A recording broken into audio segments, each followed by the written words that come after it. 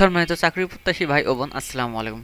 আশা করি সকলে ভালো আছেন। আজকে আলোচনা করব আপনারা প্রাণী সম্পদ ও ডেইরি উন্নয়ন প্রকল্পে অষ্টম শ্রেণী পাশে আবেদন করতে পারবেন এবং চাকরি পেতে পারেন যদি আপনার নিম্ন যোগ্যতাগুলো থাকে। এবং কীরকম যোগ্যতা লাগবে বিস্তারিত আলোচনা করব, কিভাবে আবেদন করতে হয় সে বিষয়ে একটু আলোচনা করব। সম্পূর্ণ ভিডিওটা দেখার চেষ্টা করবেন, কেউ ভিডিওটা স্কিপ করবেন না, তাহলে সম্পূর্ণ ভিডিওটা দেখে কিছু না কিছু বুঝতে পারে আপনার আবেদন করার সুবিধা হবে। তো বন্ধুরা, বেশি কথা না বলে চলুন শুরু করি। শুরু করার আগে বলে নিতে চাই, আমার চ্যানেলে যদি নতুন হয়ে থাকেন তাহলে অবশ্যই চ্যানেলটি সাবস্ক্রাইব করে পাশে থাকা বেল বাটনটি ওপেন করে দেবেন। আর দ্বিতীয়ত, আবেদন কিভাবে করবেন সেটাও দেখিয়ে দেবো এবং আবেদন ফর্মটি কোথায় পাবেন সে বিষয়ে আলোচনা করব।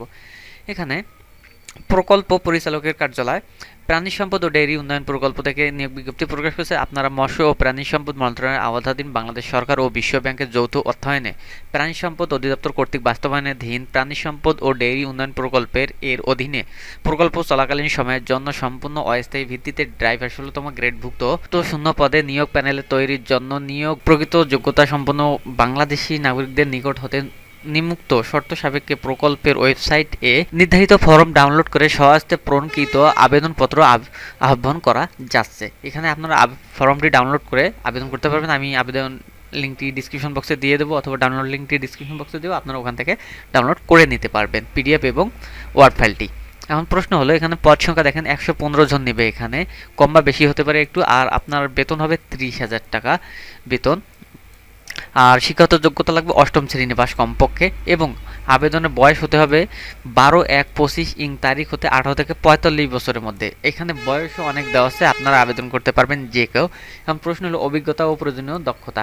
আর দ্বিতীয়ত, বাংলাদেশের সকল জেলা আবেদন করতে পারবেন, শুধুমাত্র রাঙ্গামাটি, বান্দরবান ও খাগড়াছড়ি প্রার্থীরা আবেদন করতে পারবেন না। সর্বলীলভাবে বাংলা লিখতে ও পড়তে এবং গাড়ি পরিচালনার ক্ষেত্রে বিভিন্ন ধরনের সড়ক নির্দেশনা, দিক নির্দেশনা ও চিহ্ন পড়তে ও বুঝতে সক্ষম হতে হবে, তাহলে কিন্তু আপনারা আবেদন করতে পারবেন।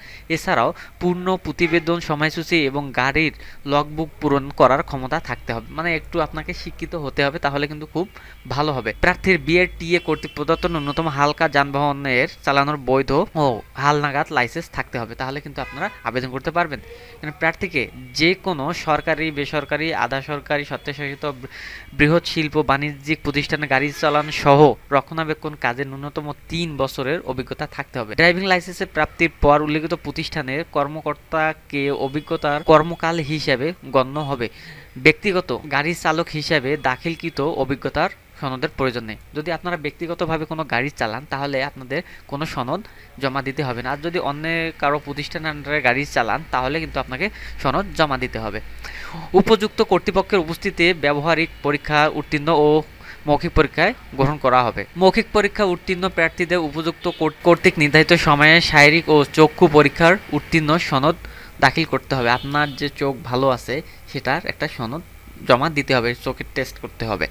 প্রার্থীকে সৎ, পরিশ্রমী ও সুঠাম দেহে, উত্তম চরিত্রের অধিকারী ও বিশ্বস্ত হতে হবে, তাহলে কিন্তু আবেদন করতে পারবেন। এখানে বিশ্বস্ত বলতে এখানে অনেক কিছু সিস্টেম আছে, মানে হয়তোবা যাই হোক ড্রাইভারদের অনেক ধরনের কাজ থাকে, তাদেরকে বিশ্বাসযোগ্য হতে হবে। এখন প্রশ্ন হলো, আবেদনকারীকে নির্ধারিত আবেদন ফরম মোতাবেক নিম্ন স্বাক্ষরকারীর ঠিকানায় ১২/১/২০২৫ রোজ রবিবার বিকাল ৫ ঘটিকার মধ্যে, মানে এখন থেকে ১২/১ মানে ১২ জানুয়ারি মধ্যে বিকাল ৫ ঘটিকার মধ্যে ডাকযোগে বা কুরিয়ার সার্ভিসের মাধ্যমে আপনাকে আবেদনটা পৌঁছে দিতে হবে। কোনো ধরনের টাকা লাগবে না, শুধু আপনি এখানে কোনো ফি ধার্য করে নেই, আপনারা শুধু সিভি জমা দিলেই আপনার হয়ে যাবে। এবং সিভি বলতে কি, আবেদন ফর্মটা এখানে দেখেন, আবেদন ফর্মটা আমি এখানে ডাউনলোড করে রেখে দিচ্ছি।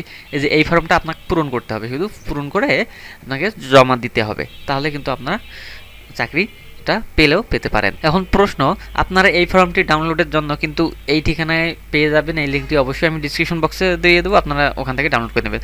আবেদন ফর্মটি A4 সাইজের কাগজে টাইপকৃত হতে হবে, হাতে লেখা আবেদনপত্র গ্রহণযোগ্য হবে না। আপনারা কম্পিউটার থেকে টাইপ করে নেবেন, যেমন ওয়ার্ড ফাইল আমি এখানে দিয়ে দেবো, আপনারা ওখান থেকে ডাউনলোড করে ওয়ার্ড ফাইলটি নিয়ে দেবেন। অসম্পূর্ণ বা ত্রুটিপূর্ণ বা ওয়েবসাইটে বর্ণিত আবেদনপত্র ভিন্ন এবং উল্লেখিত তারিখ ও সময়ের পর কোনো আবেদন গ্রহণ করা হবে না। ওয়েবসাইটে যে আবেদনপত্রটা দিছে ওইটাতে আপনারা লিখে দিতে হবে, অন্য রকমভাবে অন্য মডেল তৈরি করে আপনারা আবেদন করা যাবে না, তাহলে কিন্তু আবেদনটা ওরা গ্রহণ করবে না। এখানে কিছু 5 নম্বর কিছু নিয়মকানুন দেওয়া আছে। এখন গেজেটের কর্মকর্তা কর্তৃক সকল শিক্ষাগত যোগ্যতা, আপনার যে সার্টিফিকেট আছে, মার্কশিট আছে, এখানে দেওয়া আছে মার্কশিট গ্রহণযোগ্য নয়, মার্কশিট লাগবে না, শুধু সার্টিফিকেট সত্যায়িত করতে হবে। তারপর 5 নং বর্ণিত সংশ্লিষ্ট প্রতিষ্ঠান 3 বছর অভিজ্ঞতা সনদ মূল কপি লাগবে। তো ছবির পিছনে পাসপোর্ট সাইজের রঙিন ছবি সত্যায়িত করতে হবে। প্রথম শ্রেণী গেজেটের চারিত্রিক সনদ লাগবে ইত্যাদি। দ্বিতীয় সনদগুলো তো অবশ্যই জানেন। আর 10 টাকা ডাক টিকিট, মানে আপনার যখন পোস্ট অফিসে জমা দেবেন 10 টাকার একটা আপনাকে স্ট্যাম্প নিতে হবে। এখানে নিয়ে স্ট্যাম্পের উপরে আর কি টিকিটের উপরে খামের উপরে আপনাকে লাগিয়ে দিতে হবে। ফেরত খাম পাঠাতে হবে, আপনাকে 2টা খাম এখানে দিতে হবে। ওরা একটা খাম নিয়ে নেবে এবং আরেকটা খামে আপনাকে অ্যাডমিট কার্ড পাঠিয়ে দেবে। এবং আবেদনকারীকে মোট 100 নম্বরের পরীক্ষায় অংশগ্রহণ করতে হবে, যার বিভাজন নিম্নরূপ। এখানে দেওয়া আছে 50 নম্বর। আবেদনটা আপনার সঠিক হলো কিনা সেটা দাখিল করলে আপনার 50 নম্বর পেয়ে যাবেন। ব্যবহারিক 25 নম্বর, মৌখিক 25 নম্বর। এই 100 নম্বর পেলেই কিন্তু আপনারা চাকরিটা পেতে পারেন। তো তো বন্ধুরা, এই ছিল আজকের ভিডিও সম্পর্কে কোনো কিছু যদি জানার থেকে থাকে তাহলে অবশ্যই কমেন্ট বক্সে কমেন্ট করতে ভুলবেন না। আর এই ভিডিও সম্পর্কে যদি কিছু জানতে চান তাহলে অবশ্যই কমেন্ট করবেন, আমি উত্তর দেওয়ার চেষ্টা করব। তো বন্ধুরা, আজ এ পর্যন্ত। পরবর্তী ভিডিওর জন্য চ্যানেলটি সাবস্ক্রাইব করে পাশে থাকা বেল বাটনটি ওপেন করে দেবেন। ধন্যবাদ সকলকে।